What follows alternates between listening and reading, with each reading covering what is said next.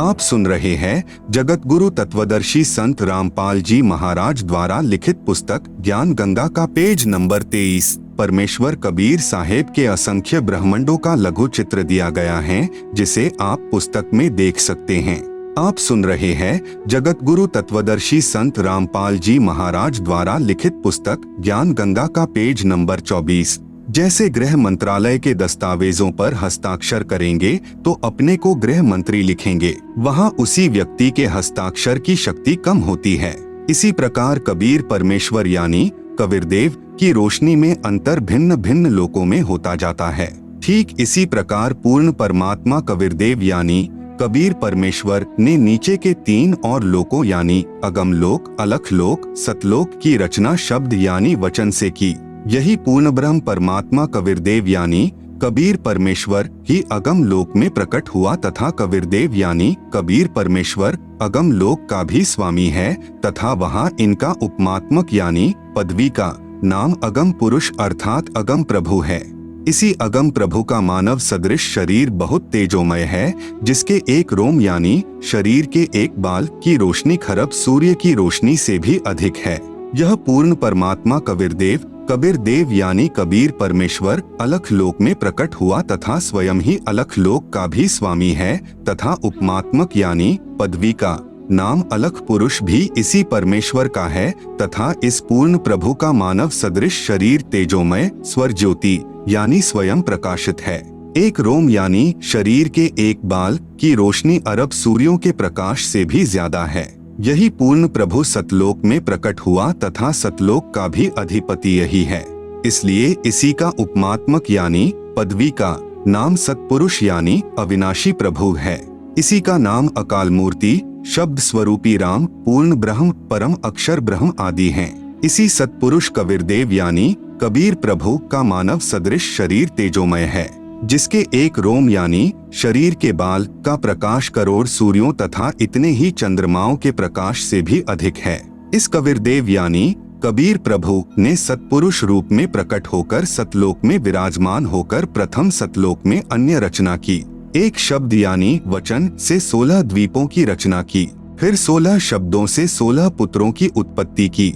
एक मानसरोवर की रचना की जिसमें अमृत भरा। 16 पुत्रों के नाम हैं नंबर 1 कूर्म, नंबर 2 ज्ञानी, नंबर 3 विवेक, नंबर 4 तेज, नंबर 5 सहज, नंबर 6 संतोष, नंबर 7 सुरती, नंबर 8 आनंद, नंबर 9 क्षमा, नंबर 10 निष्काम, नंबर 11 जलरंगी, नंबर 12 अचिंत, नंबर 13 प्रेम, नंबर 14 दयाल, नंबर 15 धैर्य, नंबर 16 योग संतायन अर्थात योगजीत। सतपुरुष कबीरदेव ने अपने पुत्र अचिंत को सत्यलोक की अन्य रचना का भार सौंपा तथा शक्ति प्रदान की। अचिंत ने अक्षर पुरुष यानी परब्रह्म की शब्द से उत्पत्ति की तथा कहा कि मेरी मदद करना।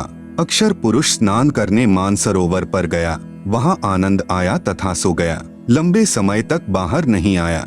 आप सुन रहे हैं जगत गुरु तत्वदर्शी संत रामपाल जी महाराज द्वारा लिखित पुस्तक ज्ञान गंगा का पेज नंबर 25। तब अचिंत की प्रार्थना पर अक्षर पुरुष को नींद से जगाने के लिए कबीरदेव यानी कबीर परमेश्वर ने उसी मानसरोवर से कुछ अमृत जल लेकर एक अंडा बनाया तथा उस अंडे में एक आत्मा प्रवेश की तथा अंडे को मानसरोवर के अमृत जल में छोड़ा। अंडे की गड़गड़ाहट से अक्षर पुरुष की निंद्रा भंग हुई। उसने अंडे को क्रोध से देखा, जिस कारण से अंडे के 2 भाग हो गए। उसमें से ज्योति निरंजन यानी क्षर पुरुष निकला, जो आगे चलकर काल कहलाया। इसका वास्तविक नाम कैल है।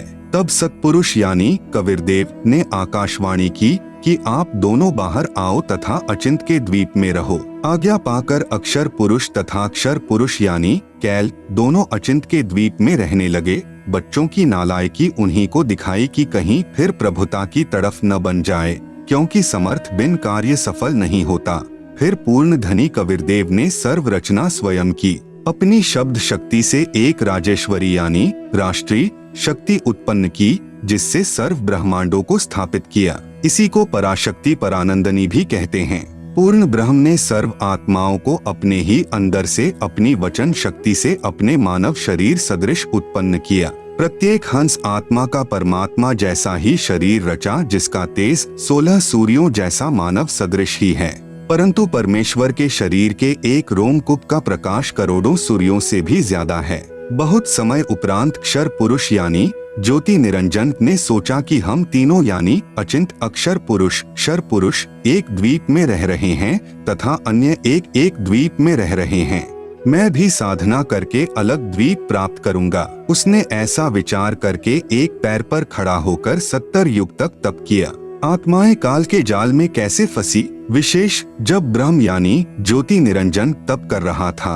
हम सभी आत्माएं जो आज ज्योति निरंजन के 21 ब्रह्मांडों में रहते हैं, इसकी साधना पर आसक्त हो गए तथा हृदय से इसे चाहने लगे। अपने सुखदायी प्रभु सत्य पुरुष से विमुख हो गए, जिस कारण से पतिव्रता पद से गिर गए। पूर्ण प्रभु के बार बार सावधान करने पर भी हमारी आसक्ति क्षर पुरुष से नहीं हटी। यही प्रभाव आज भी काल सृष्टि में विद्यमान है। जैसे नौजवान बच्चे फिल्म स्टारों यानी अभिनेताओं तथा अभिनेत्रियों की बनावटी अदाओं तथा अपने रोजगार उद्देश्य से कर रहे भूमिका पर अति आसक्त हो जाते हैं, रोकने से नहीं रुकते। यदि कोई अभिनेता या अभिनेत्री निकटवर्ती शहर में आ जाए तो देखें, उन नादान बच्चों की भीड़ केवल दर्शन करने के लिए बहुसंख्या में एकत्रित हो जाती है। लेना एक न देने दो, रोजी रोटी अभिनेता कमा रहे हैं, नौजवान बच्चे लुट रहे हैं। माता पिता कितना ही समझाएं किंतु बच्चे नहीं मानते। कहीं न कहीं, कभी न कभी लुक छिप कर जाते ही रहते हैं। पूर्ण ब्रह्म कबीरदेव यानी कबीर प्रभु ने क्षर पुरुष से पूछा कि बोलो क्या चाहते हो। उसने कहा कि पिताजी, यह स्थान मेरे लिए कम है, मुझे अलग से द्वीप प्रदान करने की कृपा करें। हक्का कबीर यानी सत कबीर ने उसे 21 ब्रह्मांड प्रदान कर दिए। कुछ समय उपरांत ज्योति निरंजन ने सोचा इसमें कुछ रचना करनी चाहिए। खाली ब्रह्मांड यानी लाट किस काम के, यह विचार कर 70 युग तप करके पूर्ण परमात्मा कबीरदेव यानी कबीर प्रभु से रचना सामग्री की याचना की। सत्पुरुष ने उसे 3 गुण तथा 5 तत्व प्रदान कर दिए, जिससे ब्रह्म यानी ज्योति निरंजन ने अपने ब्रह्मांडों में कुछ रचना की। आप सुन रहे हैं जगत गुरु तत्वदर्शी संत रामपाल जी महाराज द्वारा लिखित पुस्तक ज्ञान गंगा का पेज नंबर 26। फिर सोचा कि इसमें जीव भी होने चाहिए, अकेले का दिल नहीं लगता। यह विचार करके 64 युग तक फिर तप किया। पूर्ण परमात्मा कबीर देव के पूछने पर बताया कि मुझे कुछ आत्मा दे दो, मेरा अकेले का दिल नहीं लग रहा। तब सत्पुरुष कबीर अग्नि यानी कबीर परमेश्वर ने कहा कि ब्रह्म, तेरे तप के प्रतिफल में मैं तुझे और ब्रह्मांड दे सकता हूँ, परंतु मेरी आत्माओं को किसी भी जप तप साधना के फल रूप में नहीं दे सकता। हाँ, यदि कोई स्वेच्छा से तेरे साथ जाना चाहे तो वह जा सकता है। युवा कबीर यानी समर्थ कबीर के वचन सुनकर ज्योति निरंजन हमारे पास आया। हम सभी हंस आत्मा पहले से ही उस पर आसक्त थे। हम उसे चारों तरफ से घेर कर खड़े हो गए। ज्योति निरंजन ने कहा कि मैंने पिताजी से अलग 21 ब्रह्मांड प्राप्त किए हैं, वहाँ नाना प्रकार के रमणीय स्थल बनाए हैं, क्या आप मेरे साथ चलोगे? हम सभी हंसों ने जो आज 21 ब्रह्मांडों में परेशान हैं, कहा कि हम तैयार हैं, यदि पिताजी आज्ञा दें। तब क्षर पुरुष पूर्ण ब्रह्म महान कबीर यानी समर्थ कबीर प्रभु के पास गया तथा सर्व वार्ता कही। तब कबीर अग्नि यानी कबीर परमेश्वर ने कहा कि मेरे सामने स्वीकृति देने वाले को आज्ञा दूंगा। क्षर पुरुष तथा परम अक्षर पुरुष यानी कबीर मितौजा यानी कबीर अमित औजा यानी जिसकी शक्ति का कोई वार नहीं, वह कबीर, दोनों हम सभी हंसात्माओं के पास आए। सत कबीर देव ने कहा कि जो हंस आत्मा ब्रह्म के साथ जाना चाहता है, हाथ ऊपर करके स्वीकृति दे। अपने पिता के सामने किसी की हिम्मत नहीं हुई, किसी ने स्वीकृति नहीं दी। बहुत समय तक सन्नाटा छाया रहा। तत्पश्चात एक हंस आत्मा ने साहस किया तथा कहा कि पिताजी, मैं जाना चाहता हूँ। फिर तो उसकी देखा देखी जो आज काल यानी ब्रह्म के 21 ब्रह्मांडों में फंसी हैं, हम सभी आत्माओं ने स्वीकृति दे दी। परमेश्वर कबीर जी ने ज्योति निरंजन से कहा कि आप अपने स्थान पर जाओ। जिन्होंने तेरे साथ जाने की स्वीकृति दी है, मैं उन सर्वहंस आत्माओं को आपके पास भेज दूंगा। ज्योति निरंजन अपने 21 ब्रह्मांडों में चला गया। उस समय तक यह 21 ब्रह्मांड सतलोक में ही थे। तत्पश्चात पूर्ण ब्रह्म ने सर्वप्रथम स्वीकृति देने वाले हंस को लड़की का रूप दिया, परंतु स्त्री इंद्री नहीं रची तथा सर्व आत्माओं को जिन्होंने ज्योति निरंजन यानी ब्रह्म के साथ जाने की सहमति दी थी, उस लड़की के शरीर में प्रवेश कर दिया तथा उसका नाम आष्ट्रा यानी आदि माया प्रकृति देवी दुर्गा पड़ा तथा सत्य पुरुष ने कहा कि पुत्री, मैंने तेरे को शब्द शक्ति प्रदान कर दी है, जितने जीव ब्रह्म कहे आप उत्पन्न कर देना। पूर्ण ब्रह्म कबीरदेव यानी कबीर साहेब अपने पुत्र सहज दास के द्वारा प्रकृति को क्षर पुरुष के पास भिजवा दिया। सहज दास जी ने ज्योति निरंजन को बताया कि पिताजी ने इस बहन के शरीर में उन सर्व आत्माओं को प्रवेश कर दिया है जिन्होंने आपके साथ जाने की सहमति व्यक्त की थी तथा इसको पिताजी ने वचन शक्ति प्रदान की है। आप जितने जीव चाहोगे प्रकृति अपने शब्द से उत्पन्न कर देगी। यह कहकर सहजदास वापस अपने द्वीप में आ गया। युवा होने के कारण लड़की का रंगरूप निखरा हुआ था। ब्रह्म के अंदर विषय वासना उत्पन्न हो गई तथा प्रकृति देवी के साथ अभद्र गतिविधि प्रारंभ की। आप सुन रहे हैं जगत गुरु तत्वदर्शी संत रामपाल जी महाराज द्वारा लिखित पुस्तक ज्ञान गंगा का पेज नंबर 27। तब दुर्गा ने कहा कि ज्योति निरंजन मेरे पास पिताजी की प्रदान की हुई शब्द शक्ति है। आप जितने प्राणी कहोगे मैं वचन से उत्पन्न कर दूंगी।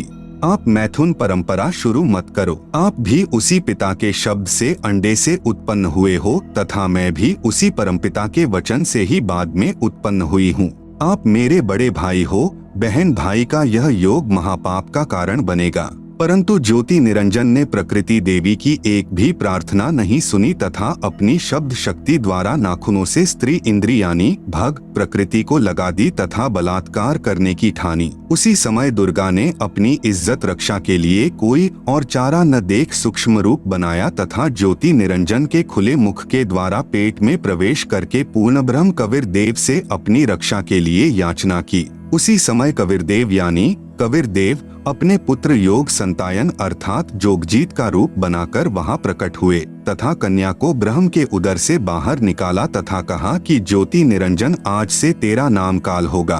तेरे जन्म मृत्यु होते रहेंगे, इसीलिए तेरा नाम क्षर पुरुष होगा तथा 1 लाख मानव शरीरधारी प्राणियों को प्रतिदिन खाया करेगा व 1.25 लाख उत्पन्न किया करेगा। आप दोनों को 21 ब्रह्मांड सहित निष्कासित किया जाता है। इतना कहते ही 21 ब्रह्मांड विमान की तरह चल पड़े। सहज दास के द्वीप के पास से होते हुए सतलोक से 16 शंख कोस यानी 1 कोस लगभग 3 किलोमीटर का होता है की दूरी पर आकर रुक गए। विशेष विवरण अब तक 3 शक्तियों का विवरण आया है।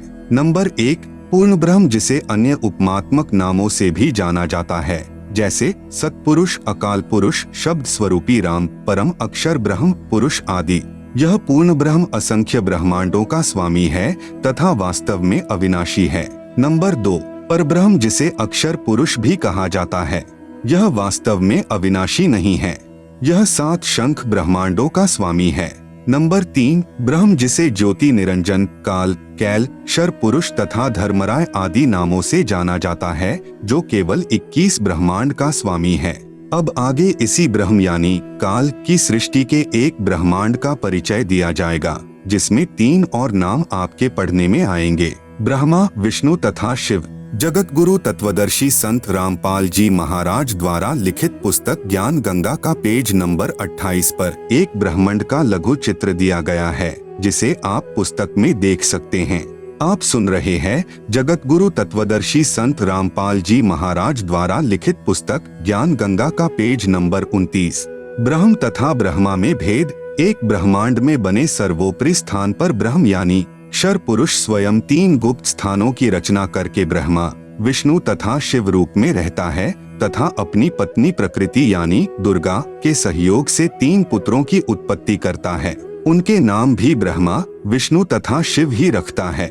जो ब्रह्म का पुत्र ब्रह्मा है वह एक ब्रह्मांड में केवल 3 लोकों यानी पृथ्वी लोक, स्वर्ग लोक तथा पाताल लोक में एक रजोगुण विभाग का मंत्री यानी स्वामी है। इसे त्रिलोकीय ब्रह्मा कहा है तथा ब्रह्म जो ब्रह्मलोक में ब्रह्मा रूप में रहता है उसे महाब्रह्मा व ब्रह्मलोकीय ब्रह्मा कहा है। इसी ब्रह्म यानी काल को सदाशिव, महाशिव, महाविष्णु भी कहा है। श्री विष्णु पुराण में प्रमाण चतुर्थ अंश अध्याय 1 पृष्ठ 230-231 पर श्री ब्रह्मा जी ने कहा, जिस अजन्मा सर्वमय विधाता परमेश्वर का आदि मध्य अंत स्वरूप स्वभाव और सार हम नहीं जान पाते। श्लोक 83। जो मेरा रूप धारण कर संसार की रचना करता है, स्थिति के समय जो पुरुष रूप है तथा जो रुद्र रूप से विश्व का ग्रास कर जाता है, अनंत रूप से संपूर्ण जगत को धारण करता है। श्लोक 86। श्री ब्रह्मा जी, श्री विष्णु जी व श्री शिव जी की उत्पत्ति काल यानी ब्रह्म ने प्रकृति यानी दुर्गा से कहा कि अब मेरा कौन क्या बिगाड़ेगा, मनमानी करूंगा। प्रकृति ने फिर प्रार्थना की कि आप कुछ शर्म करो, प्रथम तो आप मेरे बड़े भाई हो, क्योंकि उसी पूर्ण परमात्मा यानी कबीरदेव की वचन शक्ति से आपकी यानी ब्रह्म की अंडे से उत्पत्ति हुई तथा बाद में मेरी उत्पत्ति उसी परमेश्वर के वचन से हुई है। दूसरे, मैं आपके पेट से बाहर निकली हूँ, मैं आपकी बेटी हुई तथा आप मेरे पिता हुए। इन पवित्र नातों में बिगाड़ करना महापाप होगा। मेरे पास पिता की प्रदान की हुई शब्द शक्ति है। जितने प्राणी आप कहोगे मैं वचन से उत्पन्न कर दूंगी। ज्योति निरंजन ने दुर्गा की एक भी विनय नहीं सुनी तथा कहा कि मुझे जो सजा मिलनी थी मिल गई, मुझे सतलोक से निष्कासित कर दिया, अब मनमानी करूंगा। यह कहकर काल पुरुष यानी शर पुरुष ने प्रकृति के साथ जबरदस्ती शादी की तथा 3 पुत्रों यानी रजगुण युक्त ब्रह्मा जी, सतगुण युक्त विष्णु जी तथा तमगुण युक्त शिव शंकर जी की उत्पत्ति की। जवान होने तक तीनों पुत्रों को दुर्गा के द्वारा अचेत करवा देता है। फिर युवा होने पर श्री ब्रह्मा जी को कमल के फूल पर, श्री विष्णु जी को शेष नाग की शया पर तथा श्री शिव जी को कैलाश पर्वत पर सचेत करके इकट्ठे कर देता है। तत्पश्चात प्रकृति यानी दुर्गा ने इन तीनों का विवाह कर दिया जाता है। काल ब्रह्म के आदेश से प्रकृति देवी ने तीनों एक ब्रह्मांड में 3 लोकों यानी स्वर्ग लोक, पृथ्वी लोक तथा पाताल लोक में एक एक विभाग के मंत्री यानी प्रभु नियुक्त कर देता है। जैसे श्री ब्रह्मा जी को रजोगुण विभाग का तथा विष्णु जी को सत्तोगुण विभाग का तथा श्री शिव शंकर जी को तमोगुण विभाग का प्रभु बनाया तथा काल ब्रह्म स्वयं गुप्त यानी महाब्रह्मा, महाविष्णु, महाशिव रूप से मुख्य मंत्री पद को संभालता है। एक ब्रह्मांड में एक ब्रह्मलोक की रचना की है। आप सुन रहे हैं जगत गुरु तत्वदर्शी संत रामपाल जी महाराज द्वारा लिखित पुस्तक ज्ञान गंगा का पेज नंबर 30। उसी में 3 गुप्त स्थान बनाए हैं। एक रजोगुण प्रधान स्थान है जहाँ पर यह ब्रह्म यानी काल स्वयं महाब्रह्मा मुख्यमंत्री रूप में रहता है तथा अपनी पत्नी दुर्गा को महासावित्री रूप में रखता है। इन दोनों के संयोग से जो पुत्र इस स्थान पर उत्पन्न होता है वह स्वतः ही रजोगुणी बन जाता है। दूसरा स्थान सतोगुण प्रधान स्थान बनाया है। वहाँ पर यह क्षर पुरुष स्वयं महाविष्णु रूप बनाकर रहता है तथा अपनी पत्नी दुर्गा को महालक्ष्मी रूप में रखकर जो पुत्र उत्पन्न करता है उसका नाम विष्णु रखता है। वह बालक सतोगुण युक्त होता है तथा तीसरा इसी काल ने वहीं पर एक तमोगुण प्रधान क्षेत्र बनाया है। उसमें यह स्वयं सदाशिव रूप बनाकर रहता है तथा अपनी पत्नी दुर्गा को महापार्वती रूप में रखता है। इन दोनों के पति पत्नी व्यवहार से जो पुत्र उत्पन्न होता है उसका नाम शिव रख देते हैं तथा तमोगुण युक्त कर देते हैं। प्रमाण के लिए देखें पवित्र श्री शिव महापुराण विधवेश्वर संहिता पृष्ठ 24-26 जिसमें ब्रह्मा, विष्णु, रुद्र तथा महेश्वर से अन्य सदाशिव है तथा रुद्र संहिता अध्याय 6 तथा 7, 9 पृष्ठ नंबर 100 से 105 तथा 110 पर अनुवाद करता श्री हनुमान प्रसाद पोद्दार गीता प्रेस गोरखपुर से प्रकाशित तथा पवित्र श्रीमद् देवी महापुराण तीसरा स्कंद अध्याय 1 से 5 पृष्ठ नंबर 114 से 123 तक गीता प्रेस गोरखपुर से प्रकाशित। अनुवादक श्री हनुमान प्रसाद पोद्दार चिमन लाल गोस्वामी। फिर इन्हीं को धोखे में रखकर अपने खाने के लिए जीवों की उत्पत्ति श्री ब्रह्मा जी द्वारा तथा स्थिति एक दूसरे को मोह ममता में रखकर काल जाल में रखना श्री विष्णु जी से तथा सहार, क्योंकि काल पुरुष को शापवश 1 लाख मानव शरीर धारी प्राणियों के सूक्ष्म शरीर से मैल निकाल कर खाना होता है। उसके लिए 21वें ब्रह्मांड में एक तप्तशिला है जो स्वतः गर्म रहती है। उस पर गर्म करके मैल पिघला कर खाता है। जीव मरते नहीं परंतु कष्ट असहनीय होता है। फिर प्राणियों को कर्म आधार पर अन्य शरीर प्रदान करता है, श्री शिव जी द्वारा करवाता है। जैसे किसी मकान में 3 कमरे बने हों, एक कमरे में अश्लील चित्र लगे हों, उस कमरे में जाते ही मन में वैसे ही मलिन विचार उत्पन्न हो जाते हैं। दूसरे कमरे में साधु संतों भक्तों के चित्र लगे हों तो मन में अच्छे विचार प्रभु का चिंतन ही बना रहता है। तीसरे कमरे में देश भक्तों व शहीदों के चित्र लगे हों तो मन में वैसे ही जोशीले विचार उत्पन्न हो जाते हैं। ठीक इसी प्रकार ब्रह्म यानी काल ने अपनी सूझबूझ से उपरोक्त तीनों गुण प्रधान स्थानों की रचना की हुई है। तीनों गुण क्या हैं? प्रमाण सहित तीनों गुण रजगुण ब्रह्मा जी, सतगुण विष्णु जी, तमगुण शिव जी हैं। ब्रह्म यानी काल तथा प्रकृति यानी दुर्गा से उत्पन्न हुए हैं तथा तीनों नाशवान हैं। प्रमाण गीता प्रेस गोरखपुर से प्रकाशित श्री शिव महापुराण जिसके संपादक हैं श्री हनुमान प्रसाद पोद्दार, पृष्ठ संख्या 24 से 26 विधवेश्वर संहिता तथा पृष्ठ 110 अध्याय 9 रुद्र संहिता। इस प्रकार ब्रह्मा विष्णु तथा शिव तीनों देवताओं में गुण हैं, परंतु शिव यानी ब्रह्म काल गुणातीत कहा गया है। आप सुन रहे हैं जगत गुरु तत्वदर्शी संत रामपाल जी महाराज द्वारा लिखित पुस्तक ज्ञान गंगा का पेज नंबर 31। दूसरा प्रमाण गीता प्रेस गोरखपुर से प्रकाशित श्रीमद् देवी भागवत पुराण जिसके संपादक हैं श्री हनुमान प्रसाद पोद्दार चिमन लाल गोस्वामी। तीसरा स्कंद अध्याय 5 पृष्ठ 123। भगवान विष्णु ने दुर्गा की स्तुति की, कहा कि मैं यानी विष्णु ब्रह्मा तथा शंकर तुम्हारी कृपा से विद्यमान हैं। हमारा तो आविर्भाव यानी जन्म तथा तिरोभाव यानी मृत्यु होती है। हम नित्य यानी अविनाशी नहीं हैं। तुम ही नित्य हो, जगत जननी हो, प्रकृति और सनातनी देवी हो। भगवान शंकर ने कहा, यदि भगवान ब्रह्मा तथा भगवान विष्णु तुम ही से उत्पन्न हुए हैं तो उनके बाद उत्पन्न होने वाला मैं तमोगुणी लीला करने वाला शंकर क्या तुम्हारी संतान नहीं हुआ? अर्थात मुझे भी उत्पन्न करने वाली तुम ही हो। इस संसार की सृष्टि स्थिति संहार में तुम्हारे गुण सदा सर्वदा हैं। इन्हीं तीनों गुणों से उत्पन्न हम ब्रह्मा विष्णु तथा शंकर नियमानुसार कार्य में तत्पर रहते हैं। उपरोक्त यह विवरण केवल हिंदी में अनुवादित श्री देवी महापुराण से है, जिसमें कुछ तथ्यों को छुपाया गया है। इसलिए यही प्रमाण देखें श्रीमद्देवी भागवत महापुराण सभाष्टिकम संहात्यम, खेमराज श्री कृष्णदास प्रकाशन मुंबई। इसमें संस्कृत सहित हिंदी अनुवाद किया है। तीसरा स्कंद अध्याय 4 पृष्ठ 10 श्लोक 42।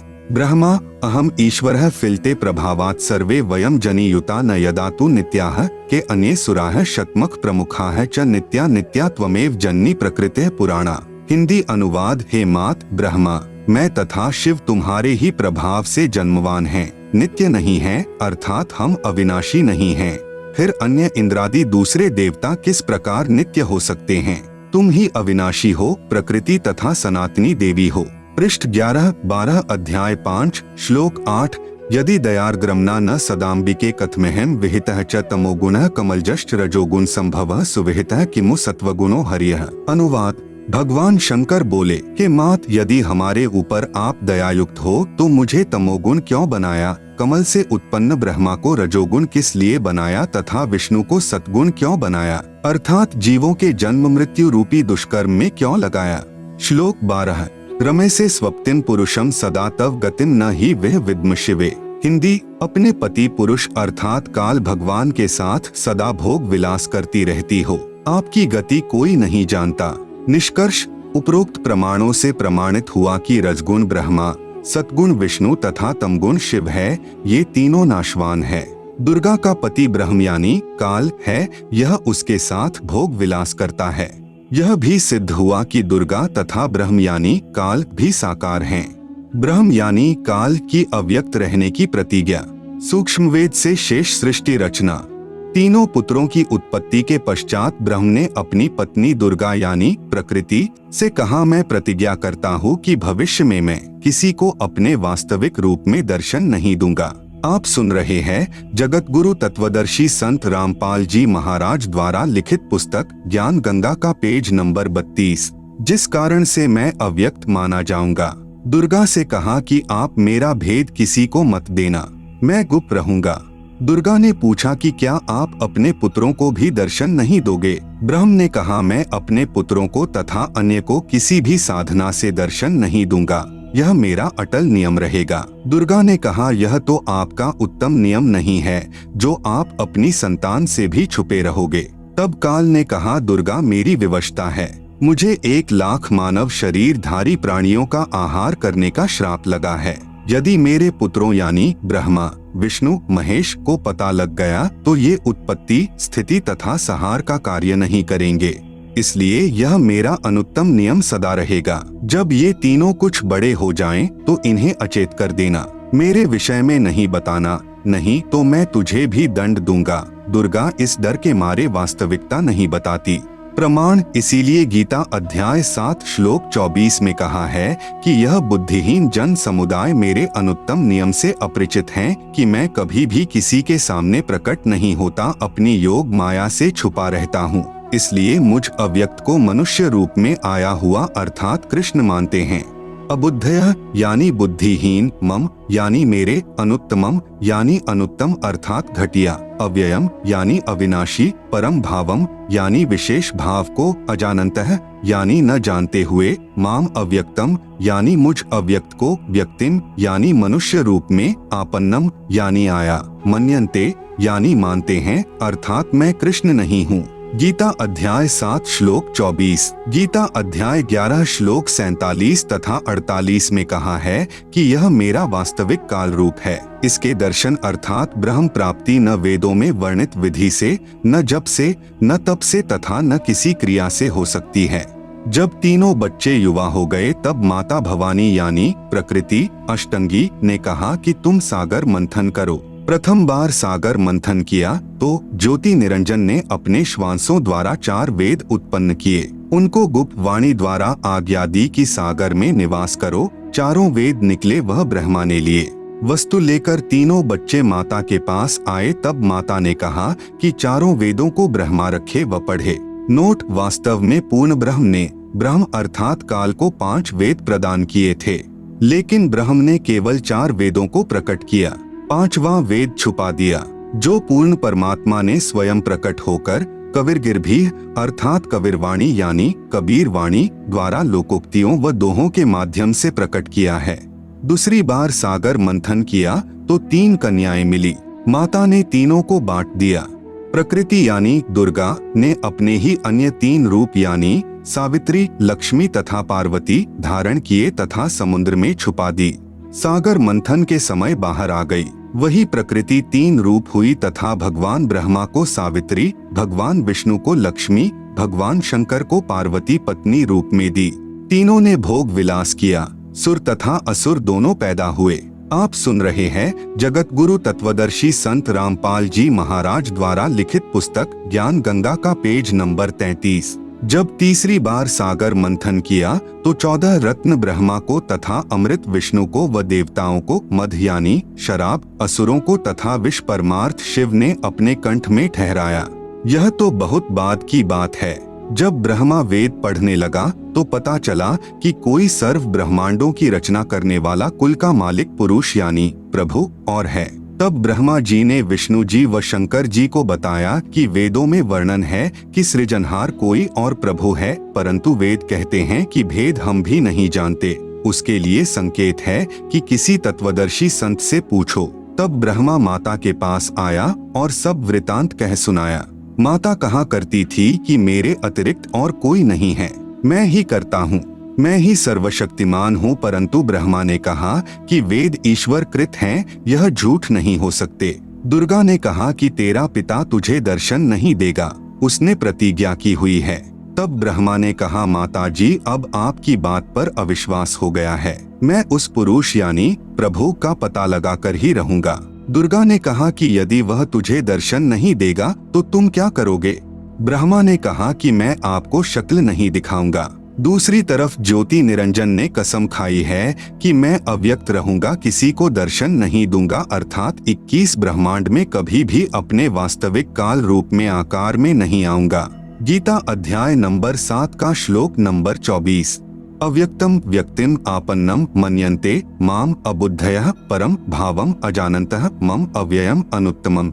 अनुवाद, अबुद्धयः यानी बुद्धिहीन लोग, मम यानी मेरे, अनुत्तमम यानी अश्रेष्ठ, अव्ययम यानी अटल, परम यानी परम, भावम यानी भाव को, अजानन्तः यानी न जानते हुए, अव्यक्तम यानी अदृश्यमान, माम यानी मुझे, काल को, व्यक्तिम यानी नर रूप आकार में, कृष्ण आपन्नम यानी प्राप्त हुआ, मन्यन्ते यानी मानते हैं। गीता अध्याय नंबर 7 का श्लोक नंबर 25। न अहम प्रकाशः सर्वस्य योगमाया स्मावृतः मूढ़ः अयम न अभिजानाति लोकः माम अजम अव्ययम।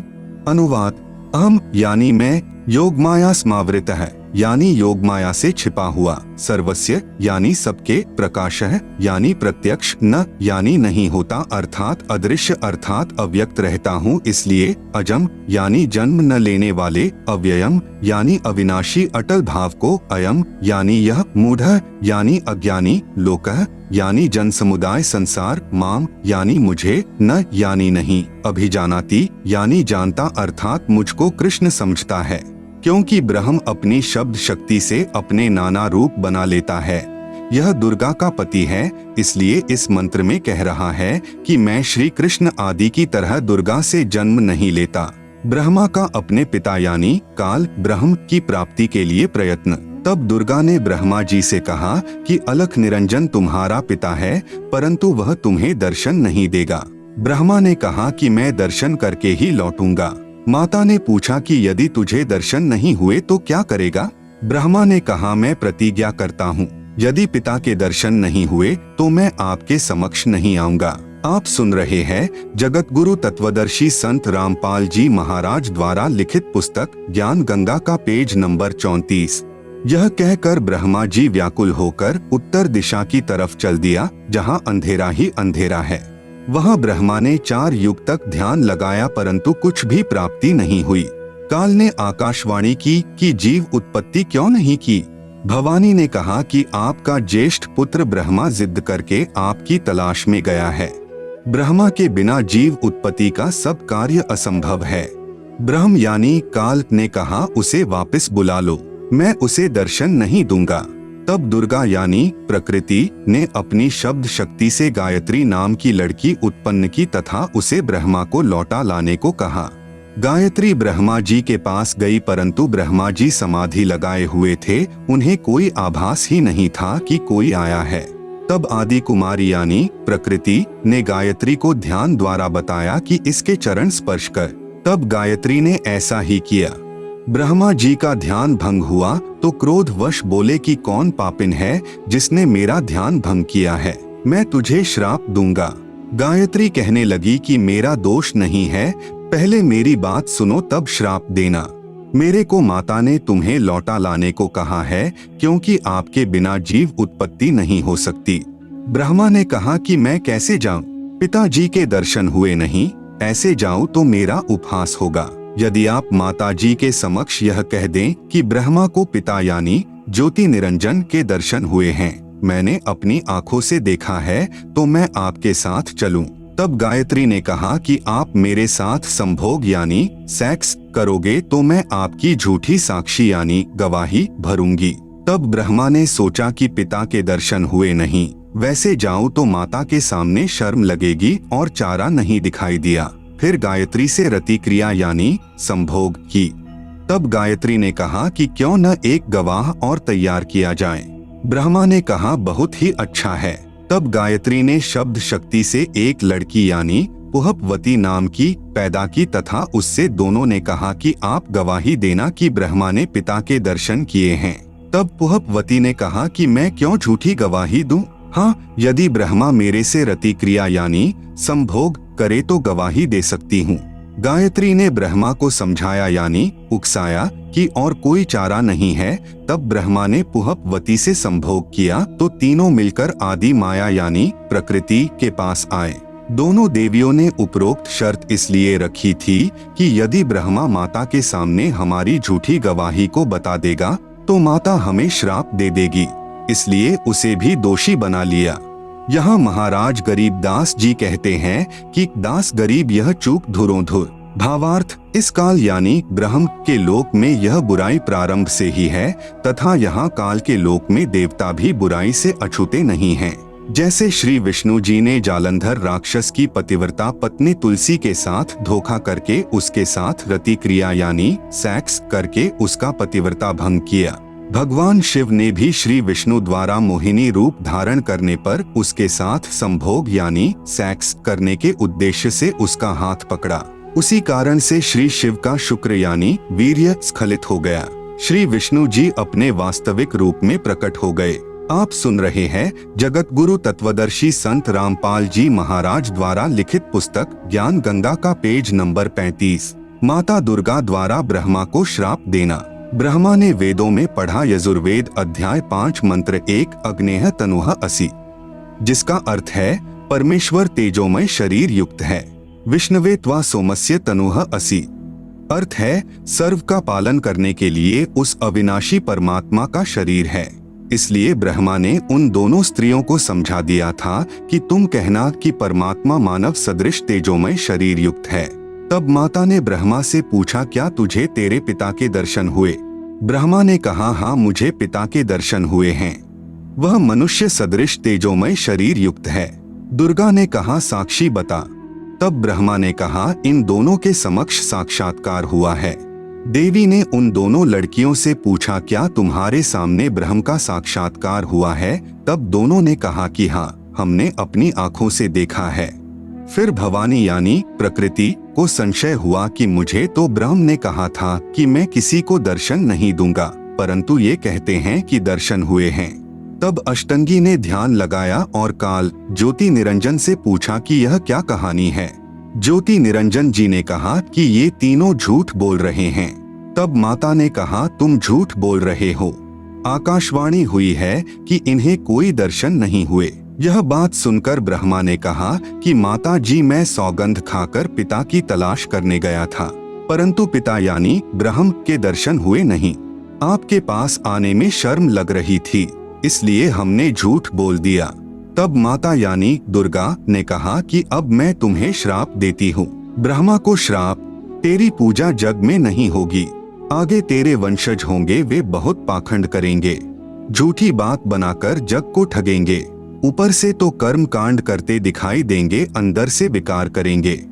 कथा पुराणों को पढ़कर सुनाया करेंगे, स्वयं को ज्ञान नहीं होगा कि सद्ग्रंथों में वास्तविकता क्या है। फिर भी मानवश तथा धन प्राप्ति के लिए गुरु बनकर अनुयायियों को लोकवेद यानी शास्त्र विरुद्ध दंत कथा सुनाया करेंगे। देवी देवों की पूजा करके तथा करवा के दूसरों की निंदा करके कष्ट पर कष्ट उठाएंगे। जो उनके अनुयायी होंगे उनको परमार्थ नहीं बताएंगे, दक्षिणा के लिए जगत को गुमराह करते रहेंगे। अपने आप को सबसे श्रेष्ठ मानेंगे, दूसरों को नीचा समझेंगे। जब माता के मुख से यह सुना तो ब्रह्मा मूर्छित होकर जमीन पर गिर गया। बहुत समय उपरांत होश में आया। गायत्री को श्राप, तेरे कई सांड पति होंगे, तू मृतलोक में गाय बनेगी। पुहपवती को श्राप, तेरी जगह गंदगी में होगी, तेरे फूलों को कोई पूजा में नहीं लाएगा। इस झूठी गवाही के कारण तुझे यह नरक भोगना होगा। तेरा नाम केवड़ा केतकी होगा, हरियाणा में कुसोंधी कहते हैं। यह गंदगी यानी कुर्डियों वाली जगह पर होती है। इस प्रकार तीनों को श्राप देकर माता भवानी बहुत पछताई। आप सुन रहे हैं जगत गुरु तत्वदर्शी संत रामपाल जी महाराज द्वारा लिखित पुस्तक ज्ञान गंगा का पेज नंबर 36। इस प्रकार पहले तो जीव बिना सोचे मन यानी काल निरंजन के प्रभाव से गलत कार्य कर देता है, परंतु जब आत्मा यानी सत्पुरुष अंश के प्रभाव से उसे ज्ञान होता है तो पीछे पछताना पड़ता है। जिस प्रकार माता पिता अपने बच्चों को छोटी सी गलती के कारण ताड़ते हैं क्रोधवश होकर, परंतु बाद में बहुत पछताते हैं, यही प्रक्रिया मन यानी काल निरंजन के प्रभाव से सर्व जीवों में क्रियावान हो रही है।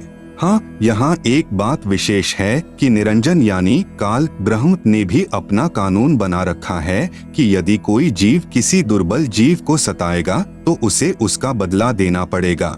जब आदि भवानी यानी प्रकृति अष्टंगी ने ब्रह्मा गायत्री व पुहपवती को श्राप दिया तो अलख निरंजन यानी ब्रह्मकाल ने कहा कि हे भवानी यानी प्रकृति अष्टंगी, यह आपने अच्छा नहीं किया। अब मैं यानी निरंजन आपको श्राप देता हूँ कि द्वापर युग में तेरे भी 5 पति होंगे।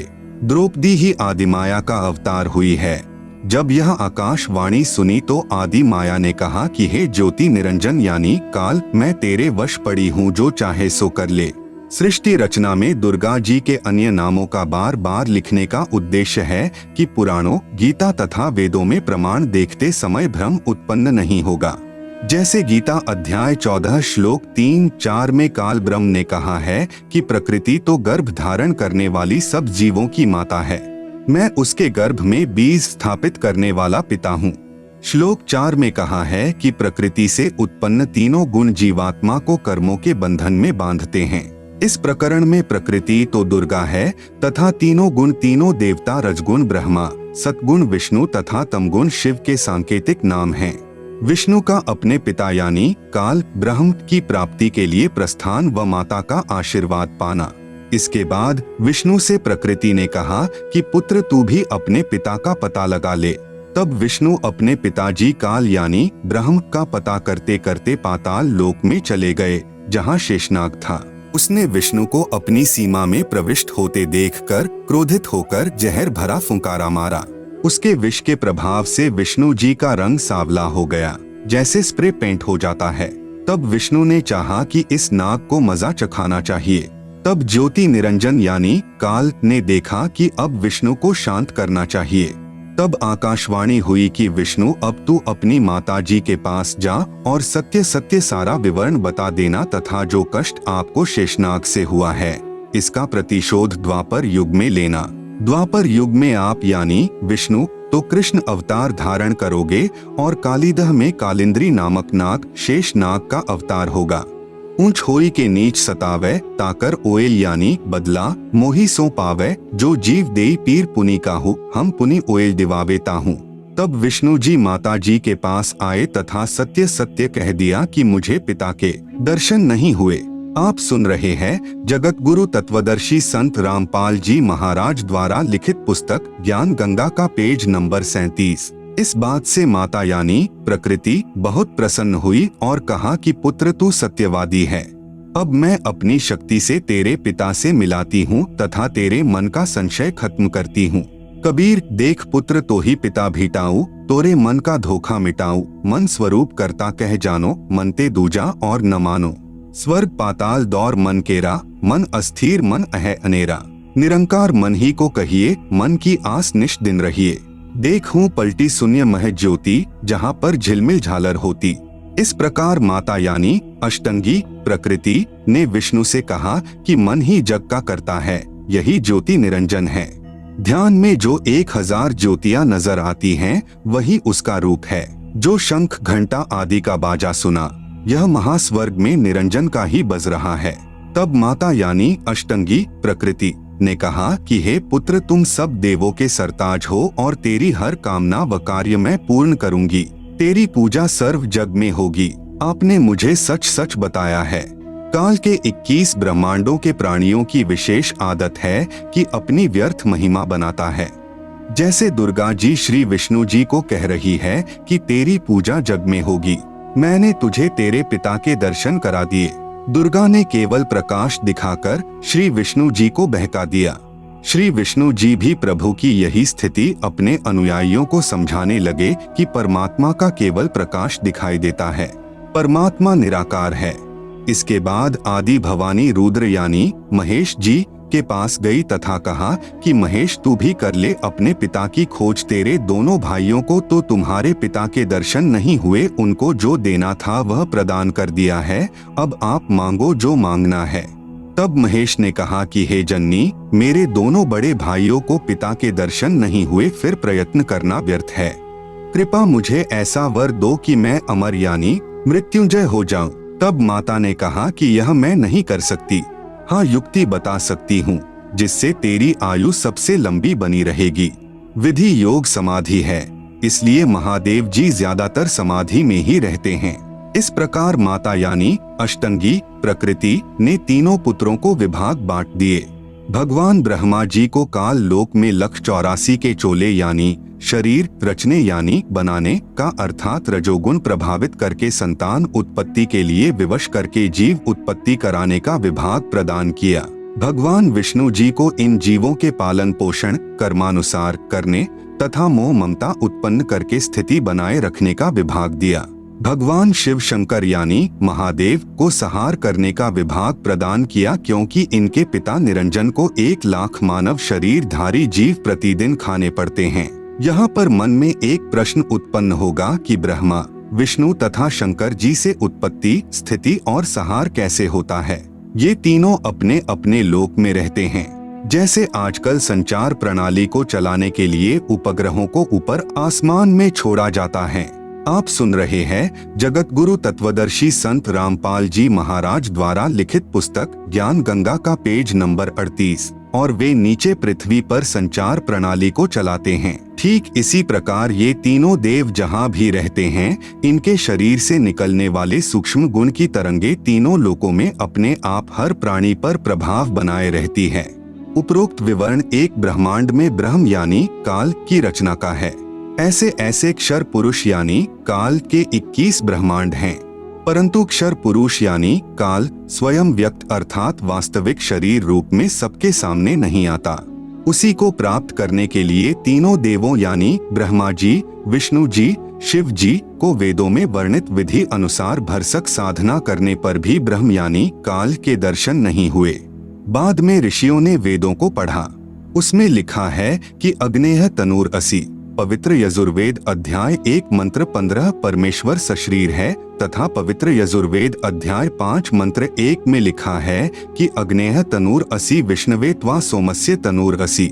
इस मंत्र में 2 बार वेद गवाही दे रहा है कि सर्वव्यापक सर्वपालन करता सत्पुरुष सशरीर है। पवित्र यजुर्वेद अध्याय 40 मंत्र 8 में कहा है कि कविर मनीषी यानी जिस परमेश्वर की सर्व प्राणियों को चाह है वह कबीर अर्थात कबीर है। उसका शरीर बिना नाड़ी यानी अस्नाविरम का है। शुक्रम यानी वीर्य से बनी 5 तत्व से बनी भौतिक अकायम यानी काया रहित है।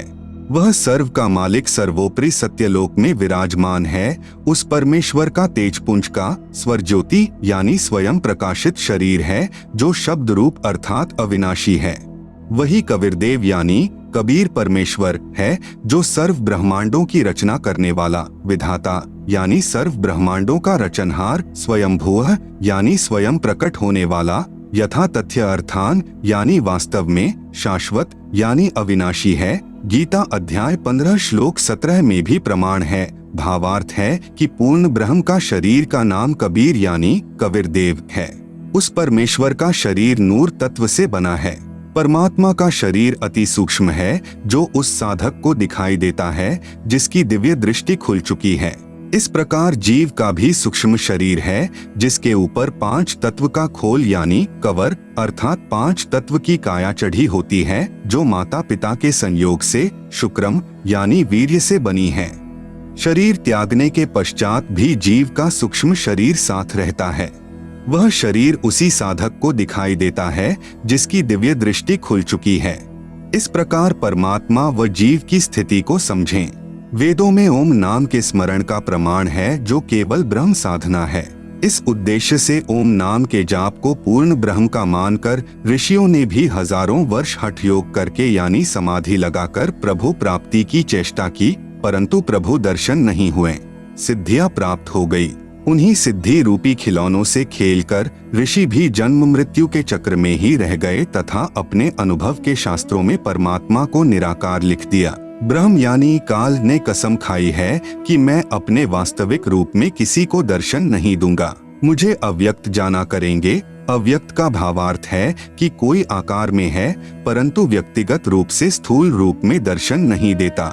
जैसे आकाश में बादल छा जाने पर दिन के समय सूर्य अदृश्य हो जाता है, वह दृश्यमान नहीं है। आप सुन रहे हैं जगत गुरु तत्वदर्शी संत रामपाल जी महाराज द्वारा लिखित पुस्तक ज्ञान गंगा का पेज नंबर 39। परंतु वास्तव में बादलों के पार ज्यों का त्यों है। इस अवस्था को अव्यक्त कहते हैं। प्रमाण के लिए गीता अध्याय 7 श्लोक 24, 25 अध्याय 11 श्लोक 48 तथा 32। पवित्र गीता जी बोलने वाला ब्रह्म यानी काल श्री कृष्ण जी के शरीर में प्रेतवत प्रवेश करके कह रहा है कि अर्जुन मैं बढ़ा हुआ काल हूँ और सर्व को खाने के लिए आया हूँ। गीता अध्याय 11 का श्लोक नंबर 32। यह मेरा वास्तविक रूप है। इसको तेरे अतिरिक्त न तो कोई पहले देख सका तथा न कोई आगे देख सकता है, अर्थात वेदों में वर्णित यज्ञ, जप, तप तथा ओम नाम आदि की विधि से मेरे इस वास्तविक स्वरूप के दर्शन नहीं हो सकते। गीता अध्याय 11 श्लोक नंबर 48। मैं कृष्ण नहीं हूँ। ये मूर्ख लोग कृष्ण रूप में मुझ अव्यक्त को व्यक्त यानी मनुष्य रूप मान रहे हैं, क्योंकि ये मेरे घटिया नियम से अपरिचित हैं कि मैं कभी वास्तविक इस काल रूप में सबके सामने नहीं आता, अपनी योग माया से छुपा रहता हूँ। गीता अध्याय 7 श्लोक नंबर 24-25। विचार करें, अपने छुपे रहने वाले विधान को स्वयं अश्रेष्ठ यानी अनुत्तम क्यों कह रहे हैं? यदि पिता अपनी संतान को भी दर्शन नहीं देता तो उसमें कोई त्रुटि है जिस कारण से छुपा है तथा सुविधाएं भी प्रदान कर रहा है। काल यानी ब्रह्म को श्रापवश 1,00,000 मानव शरीरधारी प्राणियों का आहार करना पड़ता है तथा 25% प्रतिदिन जो ज्यादा उत्पन्न होते हैं उन्हें ठिकाने लगाने के लिए तथा कर्म भोग का दंड देने के लिए 84 लाख योनियों की रचना की हुई है। यदि सबके सामने बैठकर किसी की पुत्री, किसी की पत्नी, किसी के पुत्र माता पिता को खाएगा तो सर्व को ब्रह्म से घृणा हो जाए तथा जब भी कभी पूर्ण परमात्मा कविरग्नि यानी कबीर परमेश्वर स्वयं आए या अपना कोई संदेशवाहक यानी दूत भेजे तो सर्व प्राणी सत्य भक्ति करके काल के जाल से निकल जाएं। इसलिए धोखा देकर रखता है तथा पवित्र गीता अध्याय 7 श्लोक 18, 24, 25 में अपनी साधना से होने वाली मुक्ति यानी गति को भी अनुत्तमाम यानी अति अश्रेष्ठ कहा है तथा अपने विधान यानी नियम को भी अनुत्तम यानी अश्रेष्ठ कहा है। प्रत्येक ब्रह्मांड में बने ब्रह्मलोक में एक महास्वर्ग बनाया है। महास्वर्ग में एक स्थान पर नकली सतलोक, नकली अलख लोक, नकली अगम लोक तथा नकली अनामी लोक की रचना प्राणियों को धोखा देने के लिए प्रकृति यानी दुर्गा आदि माया द्वारा करवा रखी है। कबीर साहेब का एक शब्द है, कर नैनो दीदार महल में प्यारा है, में वाणी है कि काया भेद किया निर्वारा, यह सब रचना पिंड मंझारा है। माया अविगत जाल पसारा, सो कारीगर भारा है। आदि माया किन्ही चतुराई, झूठी बाजी पिंड दिखाई, अविगत रचना रची अंड माही वाका प्रतिबिंबदारा है। एक ब्रह्मांड में अन्य लोकों की भी रचना है, जैसे श्री ब्रह्मा जी का लोक, श्री विष्णु जी का लोक, श्री शिव जी का लोक, जहाँ पर बैठकर तीनों प्रभु नीचे के 3 लोकों यानी स्वर्गलोक अर्थात इंद्र का लोक, पृथ्वी लोक तथा पाताल लोक पर एक एक विभाग के मालिक बनकर प्रभुता करते हैं। जगत गुरु तत्वदर्शी संत रामपाल जी महाराज द्वारा लिखित पुस्तक ज्ञान गंगा का पेज नंबर 40 पर ब्रह्म लोक का लघु चित्र तथा पेज नंबर 41 पर ज्योति निरंजन यानी काल ब्रह्म के लोक यानी 21 ब्रह्मांड का लघु चित्र दिया गया है, जिसे आप पुस्तक में देख सकते हैं। आप सुन रहे हैं जगत गुरु तत्वदर्शी संत रामपाल जी महाराज द्वारा लिखित पुस्तक ज्ञान गंगा का पेज नंबर 42 तथा अपने पिता काल के खाने के लिए प्राणियों की उत्पत्ति, स्थिति तथा संहार का कार्यभार संभालते हैं। तीनों प्रभुओं की भी जन्म व मृत्यु होती है, तब काल इन्हें भी खाता है। इसी ब्रह्मांड, इसे अंड भी कहते हैं क्योंकि ब्रह्मांड की बनावट अंडाकार है। इसे पिंड भी कहते हैं क्योंकि शरीर यानी पिंड में एक ब्रह्मांड की रचना कमलों में टीवी की तरह देखी जाती है। में एक मानसरोवर तथा धर्मराय यानी न्यायाधीश का भी लोक है तथा एक गुप्त स्थान पर पूर्ण परमात्मा अन्य रूप धारण करके रहता है, जैसे प्रत्येक देश का राजदूत भवन होता है। वहाँ पर कोई नहीं जा सकता। वहाँ पर वे आत्माएं रहती हैं जिनकी सत्यलोक की भक्ति अधूरी रहती है। जब भक्ति युग आता है तो उस समय परमेश्वर कबीर जी अपना प्रतिनिधि पूर्ण संत सतगुरु भेजते हैं। इन पुण्य आत्माओं को पृथ्वी पर उस समय मानव शरीर प्राप्त होता है तथा ये शीघ्र ही सत भक्ति पर लग जाते हैं तथा सतगुरु से दीक्षा प्राप्त करके पूर्ण मोक्ष प्राप्त कर जाते हैं। उस स्थान पर रहने वाले हंस आत्माओं की निजी भक्ति कमाई खर्च नहीं होती। परमात्मा के भंडार से सर्व सुविधाएं उपलब्ध होती हैं। ब्रह्म यानी काल के उपासकों की भक्ति कमाई स्वर्ग महास्वर्ग में समाप्त हो जाती है, क्योंकि इस काल लोक यानी ब्रह्म लोक तथा परब्रह्म लोक में प्राणियों को अपना किया कर्मफल ही मिलता है। क्षर पुरुष यानी ब्रह्म ने अपने 20 ब्रह्मांडों को 4 महाब्रह्मांडों में विभाजित किया है। एक महाब्रह्मांड में 5 ब्रह्मांडों का समूह बनाया है तथा चारों ओर से अंडाकार गोलाई यानी परिधि में रोका है तथा चारों महाब्रह्मांडों को भी फिर अंडाकार गोलाई यानी परिधि में रोका है। 21वें ब्रह्मांड की रचना एक महाब्रह्मांड जितना स्थान लेकर की है। 21वें ब्रह्मांड में प्रवेश होते ही 3 रास्ते बनाए हैं। 21वें ब्रह्मांड में भी बाईं तरफ नकली सतलोक, नकली अलख लोक, नकली अगम लोक, नकली अनामी लोक की रचना प्राणियों को धोखे में रखने के लिए आदि माया यानी दुर्गा से करवाई है तथा दाईं तरफ 12 सर्वश्रेष्ठ ब्रह्म साधकों यानी भक्तों को रखता है। फिर प्रत्येक युग में उन्हें अपने संदेश वाहक यानी संत सतगुरु बनाकर पृथ्वी पर भेजता है, जो शास्त्र विधि रहित साधना व ज्ञान बताते हैं तथा स्वयं भी भक्तिहीन हो जाते हैं तथा अनुयायियों को भी काल जाल में फंसा जाते हैं। फिर वे गुरुजी तथा अनुयायी दोनों ही नरक में जाते हैं। फिर सामने एक ताला लगा रखा है, वह रास्ता काल यानी ब्रह्म के निज लोक में जाता है, जहाँ पर यह ब्रह्म यानी काल अपने वास्तविक मानव सदृश काल रूप में रहता है। इसी स्थान पर एक पत्थर की टुकड़ी तवे के आकार की यानी चपाती पकाने की लोहे की गोल प्लेट सी होती है, स्वतः गर्म रहती है, जिस पर 1 लाख मानव शरीरधारी प्राणियों के सूक्ष्म शरीर को भूनकर उनमें से गंदगी निकालकर खाता है। उस समय सर्व प्राणी बहुत पीड़ा अनुभव करते हैं तथा हाहाकार मच जाती है। फिर कुछ समय उपरांत वे बेहोश हो जाते हैं। जीव मरता नहीं। फिर धर्मराय के लोक में जाकर कर्माधार से अन्य जन्म प्राप्त करते हैं तथा जन्म मृत्यु का चक्कर बना रहता है। आप सुन रहे हैं जगत गुरु तत्वदर्शी संत रामपाल जी महाराज द्वारा लिखित पुस्तक ज्ञान गंगा का पेज नंबर 43। उपरोक्त सामने लगा ताला ब्रह्म यानी काल केवल अपने आहार वाले प्राणियों के लिए कुछ क्षण के लिए खोलता है। पूर्ण परमात्मा के सत्य नाम व सार नाम से यह ताला स्वयं खुल जाता है। ऐसे काल का जाल पूर्ण परमात्मा कबीरदेव यानी कबीर साहेब ने स्वयं ही अपने निजी भक्त धर्मदास जी को समझाया। परब्रह्म के 7 संख ब्रह्मांडों की स्थापना कबीर परमेश्वर यानी कबीरदेव ने आगे बताया है कि परब्रह्म यानी अक्षर पुरुष ने अपने कार्य में गफलत की, क्योंकि यह मानसरोवर में सो गया तथा जब परमेश्वर यानी मैंने अर्थात कबीर साहेब ने उस सरोवर में अंडा छोड़ा तो अक्षर पुरुष यानी परब्रह्म ने उसे क्रोध से देखा। इन दोनों अपराधों के कारण 7 संख ब्रह्मांडों सहित सतलोक से बाहर कर दिया। अन्य कारण अक्षर पुरुष यानी परब्रह्म अपने साथी ब्रह्म यानी क्षर पुरुष की विदाई में व्याकुल होकर परमपिता कबीरदेव यानी कबीर परमेश्वर की याद भूलकर उसी को याद करने लगा तथा सोचा कि क्षर पुरुष यानी ब्रह्म तो बहुत आनंद मना रहा होगा, वह स्वतंत्र राज्य करेगा, मैं पीछे रह गया। तथा अन्य कुछ आत्माएं जो परब्रह्म के साथ 7 संख ब्रह्मांडों में जन्म मृत्यु का कर्मदंड भोग रही हैं, उन हंस आत्माओं की विदाई की याद में खो गई जो ब्रह्म यानी काल के साथ 21 ब्रह्मांडों में फंसी हैं तथा पूर्ण परमात्मा सुखदायी कबीरदेव की याद भुला दी। परमेश्वर कबीरदेव के बार बार समझाने पर भी आस्था कम नहीं हुई। परब्रह्म यानी अक्षर पुरुष ने सोचा कि मैं भी अलग स्थान प्राप्त करूं तो अच्छा रहे।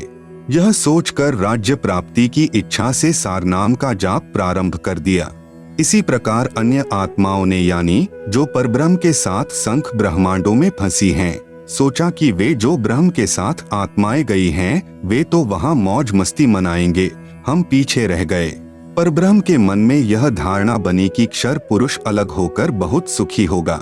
यह विचार कर अंतरात्मा से भिन्न स्थान प्राप्ति की ठान ली। परब्रह्म यानी अक्षर पुरुष ने हठ योग नहीं किया, परंतु केवल अलग राज्य प्राप्ति के लिए सहज ध्यान योग विशेष कसक के साथ करता रहा। अलग स्थान प्राप्त करने के लिए पागलों की तरह विचरने लगा, खाना पीना भी त्याग दिया। अन्य कुछ आत्माएं जो पहले काल ब्रह्म के साथ गई आत्माओं के प्रेम में व्याकुल थी, वे अक्षर पुरुष के वैराग्य पर आसक्त होकर उसे चाहने लगी। पूर्ण प्रभु के पूछने पर परब्रह्म ने अलग स्थान मांगा तथा कुछ हंसात्माओं के लिए भी याचना की। तब कबीरदेव ने कहा कि जो आत्मा आपके साथ स्वेच्छा से जाना चाहें उन्हें भेज देता हूँ। पूर्ण प्रभु ने पूछा कि कौन हंस आत्मा परब्रह्म के साथ जाना चाहता है, सहमति व्यक्त करे। बहुत समय उपरांत एक हंस ने स्वीकृति दी। फिर देखा देखी उन सर्व आत्माओं ने भी सहमति व्यक्त कर दी। सर्वप्रथम स्वीकृति देने वाले हंस को स्त्री रूप बनाया, उसका नाम ईश्वरी माया यानी प्रकृति सुरती रखा तथा अन्य आत्माओं को उस ईश्वरी माया में प्रवेश करके अचिंत द्वारा अक्षर पुरुष यानी परब्रह्म के पास भेजा।